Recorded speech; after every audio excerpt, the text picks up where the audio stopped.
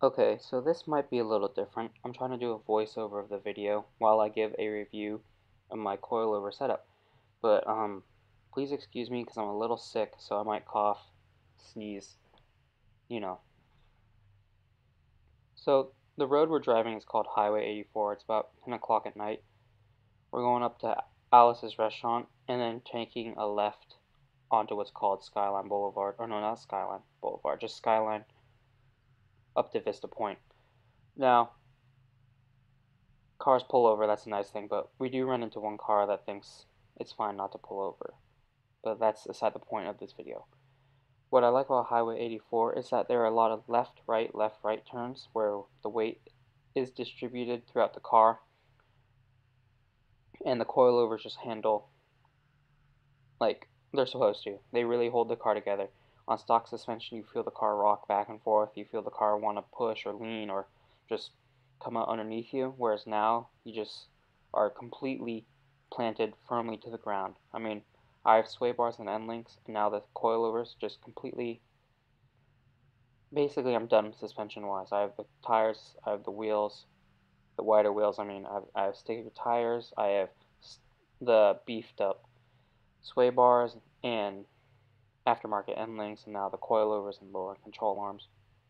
Now, I'll try to talk about some corners here on 84 where I definitely felt a difference. There's one corner that's uphill right-hander. You can take it about 30 miles per hour, and I think this is it right here. No. On stock suspension, you feel like the car is just lifting and rolling, and you're not sure if the car will handle the way it's supposed to. But now with the not the stock suspension. Okay, that's the turn right here. It feels like a roller coaster. The car just planted. It stayed where it wanted to. I pointed it where I wanted it to go, and it went. There's no issues. You're hugging the road. You're physically hugging the road. You're not going to go anywhere. Now, you should know your car before you try to push it all the way to the limits. That's a given. Feel comfortable, test it out, go slow from there. But I can't say anything bad about the coilovers at all, except for that the control arm is a tight squeeze to all the bolts and everything you need to get in there, like the end links, suspension, everything. That's the only gripe I have about that. Everything else, sorry, everything else is just amazing. I got the Street Sport package, so I think that's at like 8K, and be prepared. You're gonna feel every little bump. You're gonna feel it if you crush an ant. Not really, but I'm just saying, compared to stock suspension, it's definitely gonna be a bumpier ride. You're gonna have to avoid potholes more. You're gonna have to be more conscious about, uh-oh, if I hit this, is it really gonna hurt my butt? Overall, many people, or basically all the people that ride in my car like it, but at first they didn't. They're like, ooh, this is a little bumpy. Am I gonna get used to it? My girlfriend, who rides my car almost every day, or the days that I do drive it, and she happens to be in there, she complained at first. It took her a little while to get used to the car, but now she gets used to it. And also from driving around town, I know which roads to avoid if if I want her to remain in a good mood, because there are some roads in Palo Alto that are so bumpy, you feel like you're driving basically on cobblestones. Just it's a terrible feeling in coilovers, because we all know coilovers equal stiffer ride, which means it's harsher overall. But I felt that was way too long just talking about how stiff the car is. What else? What else? Um, you just feel more confident turning wise. How the car handles, how the car stays flat. On ramps are really fun now. There's this one S off ramp. I'll try to get it on GoPro one day, where I took it at 45-50 on stock suspension, and I felt that was really pushing my car. And now I took it a couple days ago, and I went 60, and I didn't even feel 1 ounce worried. I felt like I could have pushed it harder. So that just shows how nice the coilovers are at improving your suspension. Now, if you're thinking sway bars or coilovers, excuse me, I might have to sneeze. Nope. If you're thinking sway bars or coilovers, I would definitely go sway bars first, because price-wise, sway bars and end links are the best bang for your buck for suspension upgrades. And if I had a choice, I would go back and buy those first before I bought my exhaust.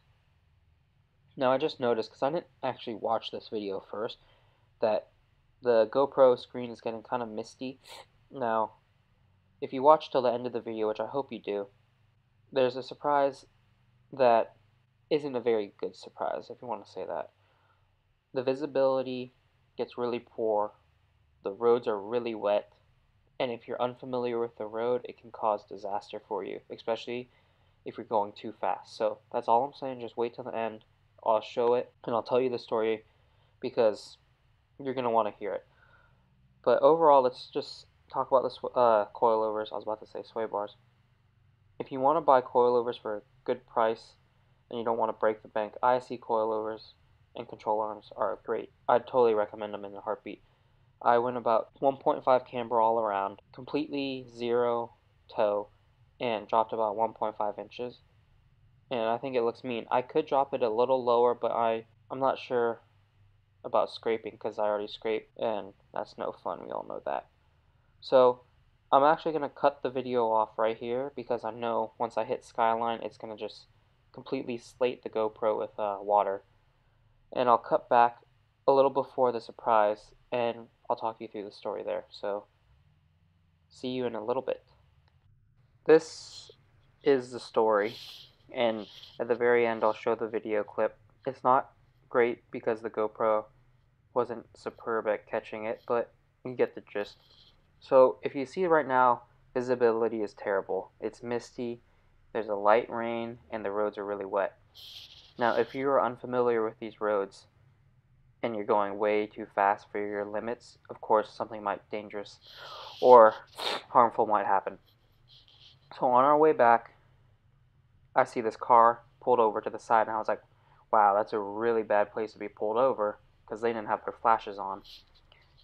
And we rounded the corner, and lo and behold was a car on the other side of the road, flipped upside down. And behind that car flipped was a guy lighting some flares. So my friend and I pull over, we get out, we walk up, and we ask them if everyone's okay, and there's three guys, three teenagers, say they just didn't see the turn, they slammed on the brakes, hit the embankment, and rolled over. What was very shady was that the two passengers were trying to leave the scene because, of course, either they were drunk or they smoked pot or something. While we were leaving, or when we were about to leave, they asked my friend and I for a ride down the mountain. They even bribed us with money.